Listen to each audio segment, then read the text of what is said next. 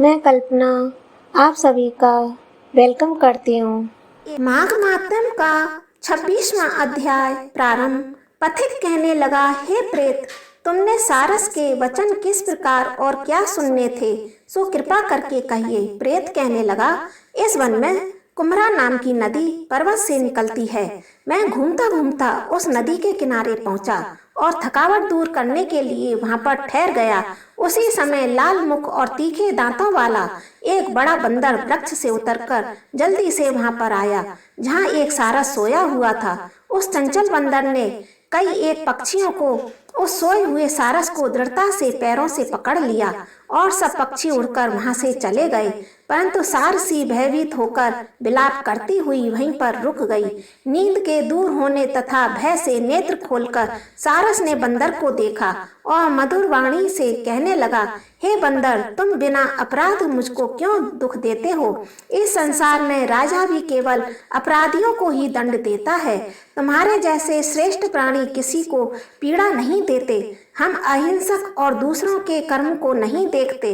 जल की काई खाने वाले, आकाश में उड़ने वाले, वन में रहने वाले, अपनी स्त्री से प्रेम करने वाले, दूसरों की स्त्री को त्यागने वाले, दूसरों की बुराई से दूर रहने वाले, चोरी न करने वाले, बुरों के संगति से विवर्जित और किसी को कष्ट न देने वाले, सो इस प्रकार मुझ निरपराधी को हे बंदर छोड़ दो। मैं तुम्हारे पहले जन्म के वृतांत सुनाता हूँ।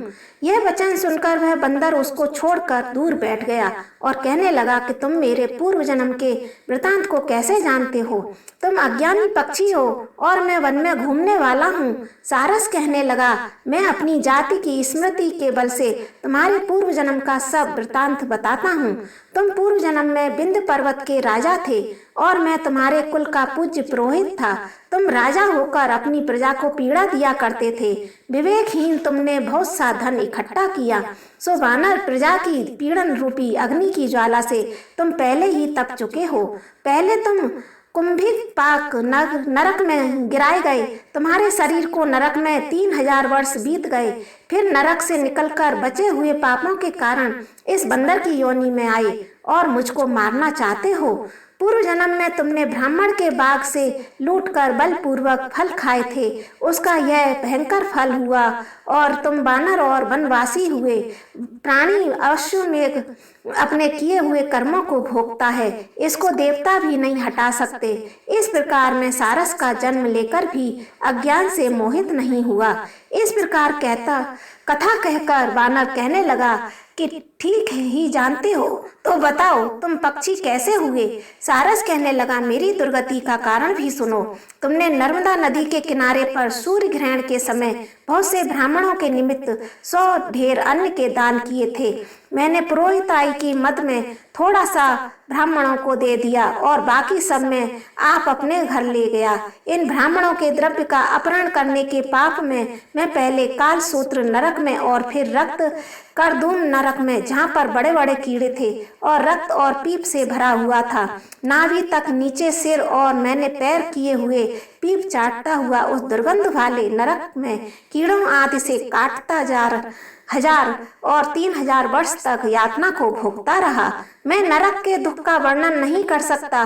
फिर नरक की यातना से युक्त होकर यह सारस का जन्म पाया, क्योंकि पूर्व जन्म में अपनी बहन के घर से कांसे का बर्तन चुराया था। इसको मैंने एक ज्वारी को दिया, इसी से मैं सारस योनि में आया। यह मेरी स्त्री पिछले जन्म में ब्राह्मणी थी, इसने भी कांसे की चोरी की थी, इसी से यह मेरी स्त्री और सारसी हुई।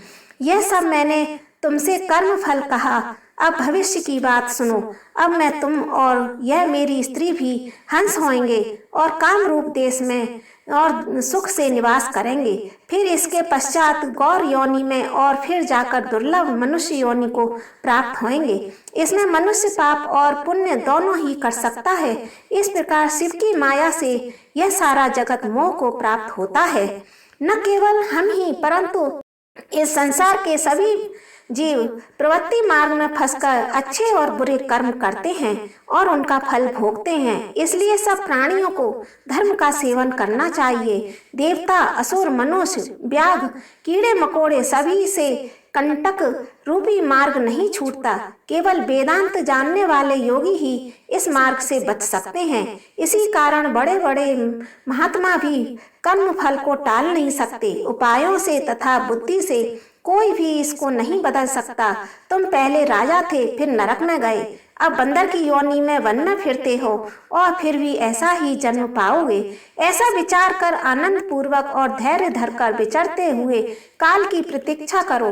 तब वानर ने कहा, पहले जन्म में मैं तुम्हारी पूजा करता था, अब तुम मुझको प्रणाम करते हो। तुम जाति के स्मरण से मेरे पूर्व जन्म के वृतांत को जानते हो। आनंद पूर्वक रहो, तुम्हारा कल्याण हो। तुम्हारे वचनों को सुनकर मैं मोह रहित होकर वन में विचरूंगा। प्रेत कहने लगा कि हे पथिक, मैंने नदी के तट पर बंदर और सारस का यह संवाद सुना, तब मुझको बोध हुआ और मोह तथा शोक का नाश हुआ। इस प्रकार से माघ महात्म्य का 26वां अध्याय समाप्त होता है। हरे कृष्णा।